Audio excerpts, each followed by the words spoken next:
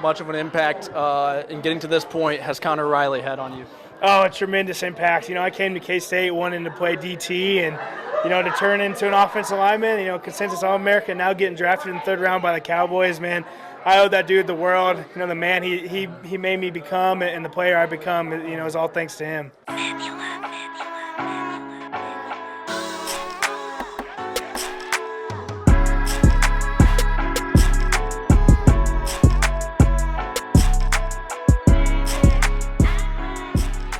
What's good, people? It's your boy, Mr. Rome, Cowboys Fan Talk, right back. Like I never left. What's good with y'all, man? Happy Saturday. I know I skipped out of yesterday. Lot going on. Keep your boy in your prayers. But it's all good, though. I got to get y'all content. Life will life sometimes. And it's all good. Let's talk about Conor Riley. You heard that clip earlier from Cooper Beebe when the video first came on. I wanted you to see the passion that one of his former players had for him. I guess one of his current players, because he's now our offensive line coach, because that's important.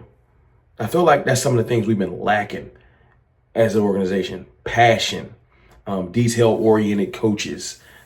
Detail-oriented coaches. We're going to highlight that. Passion, energy. We've been lacking that across the board. And I'm not trying to, sometimes when the regime changes, you come in, you downplay the last regime, you tell them that they was trash because you want to uplift the current one. That's not necessarily what I'm doing. But I do want to highlight that Mike McCarthy did like to hire a bunch of his friends. And unless Mike McCarthy's rolling around with the Avengers as his coaching group, there's some drop off, because everyone that's your friend doesn't mean they're the best at what they do or the best available at what they do, which is what we need to be doing every year to stay on top of this, cycling out the roster and the coaching staff. So sometimes you can fail forward. That's what I feel like the Cowboys might have done. It's not that Mike McCarthy isn't a Super Bowl winning head coach and that he wasn't excellent at calling plays at one point, but I feel like he hasn't updated his craft. A lot of his concepts were stale. A lot of the stuff we were doing was stale. A lot of his mindset was stale, not wanting to focus on the run, not paying attention to the changing of the guard in the NFL, where running backs are back.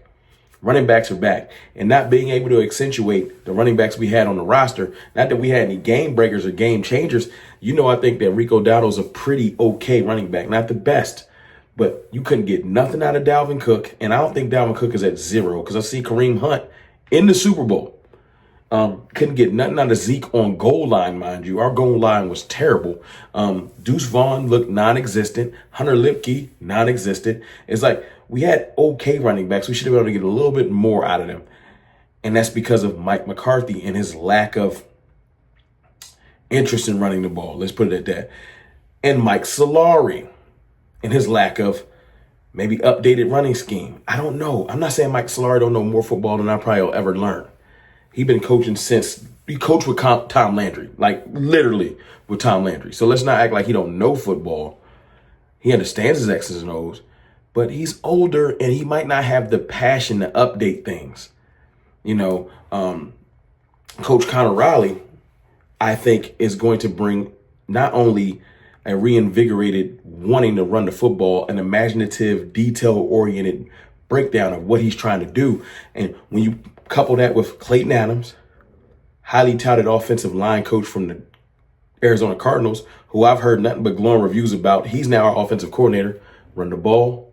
Brian Schottenheimer, when he used to be an offensive coordinator, he loved to run the ball, use play action, and all of this stuff. Creating a dominant, consistent running game will elevate the gentleman right over my left shoulder, Dak Prescott, because he don't have to go out there and think he's Superman, which is not his superpower. His superpower is leadership and great throwing of the football. But when you try to force him to do one thing and not give him any type of release valves, failure is soon to come. But it's okay. We're fixing that. That's what this video is about. I want to play a video of Conor Riley explaining the detail of something he calls G scheme and how he focuses on details in his running game.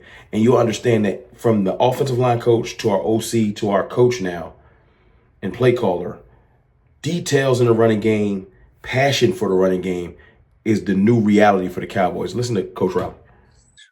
Kind of looking at our production, and this is production from 2022.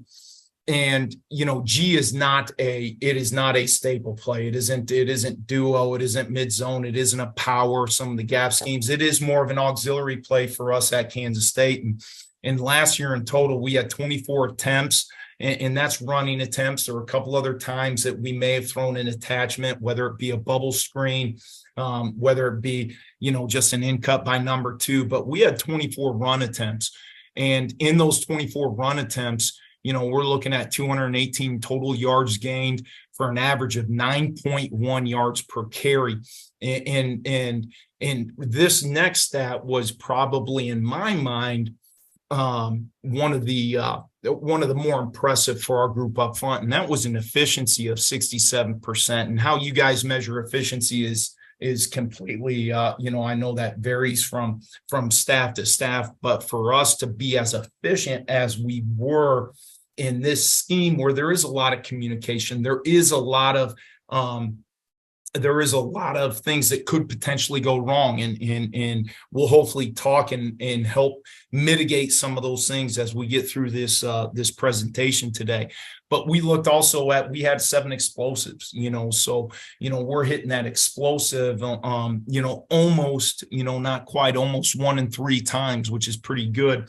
And then, I wanted to throw this on there too, and it's something that we just began doing this past year. So we also look at our yards per attempt, minus explosive. I apologize about the spelling error on that, but minus our explosive. So, if we take those 7 plays out of the explosive and the yards gained, we average 3.46, which, is pretty consistent with a lot of the plays. Unfortunately, obviously, those explosive plays do count. The reason why I played that video is because I've been doing this thing with our current new coaches where I try to find a clip, and shout out to Brandon Laurie. He's found a lot of the clips on Twitter. And I find some myself of the current coach and how they sound in their craft. Now, you'll say, well, every coach sounds intelligent or understanding of X's and O's. It's not that. I'm highlighting the things we've been missing as a Cowboys fan base. I don't feel like details have been a thing. That's why we always up at the top in penalties. It's like we have bad clock management. It's like situationally, we always kind of off. Details from pass rushing to pass blocking to run blocking. The scheme seemed lackluster. It's like get a hat on a hat. Details just lacking. And I think details is what separates good to great. Being prepared. I don't think we've been prepared. And hearing him break that down was like, okay, now we about to start being prepared. And something as minute as just block the guy in front of you. It ain't going to be that simple. These concepts that Clayton is bringing in, Clayton Adams, that Brian Schottenheimer wants to embrace, that Coach Riley is going to bring in, are different. And it's good. We're about to be pulling and trapping and pin and pull and all kinds of different things that I'm not an expert on. I ain't no coach. But I'm excited to see us elevate. That's all. Elevation is what it's about. You know what I'm saying? I'm tired. Like, I'm wearing the fatigue hat because I'm tired of going to war with y'all over why we can be optimistic about these moves. I know Emmitt Smith was like, y'all don't have a plan, but Emmitt Smith needs to open his eyes. And I love Emmitt Smith, Cowboys legend. And I get it. He wants to see it in action before he believes it. Fair enough. You won the Super Bowl rings, not me. But that ain't my job. It ain't my job to wait and see. If it was wait and see, I turn the ring light off. I see you in September. I speculate. I envision. I present solutions. I suggest solutions. That's what I do. That's why I have a YouTube channel. For anybody that was confused. Yes, the results matter and we discuss them as they come about. But it is February and speculation season. It's hope season. As we build out our coaching staff, I'm good to see and like to see the details that they seem to be focusing on. That's all we got right now. I know it's hard to envision things for people, but I'm envisioning a more detailed running game. Does that mean automatic success for the goofies out there? You drinking the Kool-Aid? No, it doesn't mean automatic success. But you can't tell me that being more prepared is a bad thing in any situation. So yeah, don't be prepared. I would like to get we're more prepared. Because Mike Solari, Scott McCurley, And some of these coaches that just seem like they was just there to be like, yo, Mike, we getting that Cowboys check this Friday. Like, I'm happy to have a coaching staff where it seems like Brian Schottenheimer said, you know what? I'm going to surround myself with people that are smarter than me, like Dan Campbell did. And let's see how that works. It's your boy, Mr. Rome, man. I just wanted to let y'all know that I think this is an excellent hire. I would love to know what y'all think in the comments, and I'll holler at y'all soon.